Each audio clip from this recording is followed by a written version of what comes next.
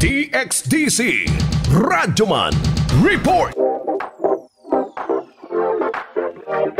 Gawas sa bakasyon, ang awarding ceremony mao ay makahatag og excitement sa mga estudyante matag end of school year tungod mao na gid kini ang reaping time sa ilang paghago og oras kagigahin sa pagtuon. Apan imbis nga malipay, mulukso og magselebrar, midangoy ang usa ka grade 3 pupil sa Macarascas Elementary School sa Puerto Princesa, Palawan nga si Ayanel Aya Diaz. Human gianunsyo nga usa siya sa mga with honors. Rason niini, gimingaw kuno siya sa iyang ginikanan nga temporaryong nahilayo kanila tungod sa pagpanginabuhi sa El Nido, Palawan.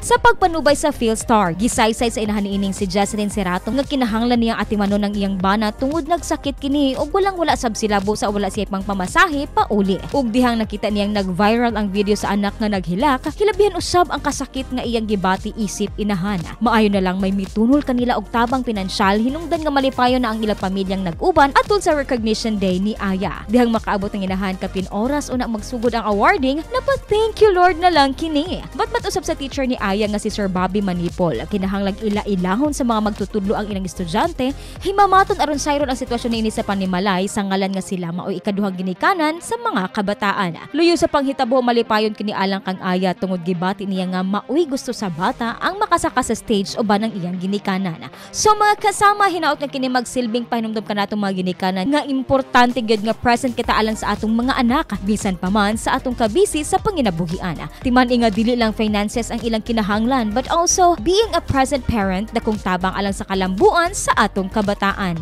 Alang sa DXDC Entertainment News, Radyoman Juna Shombito, Tatak RMN. RMN News, Diretso Balitang Metro Davao.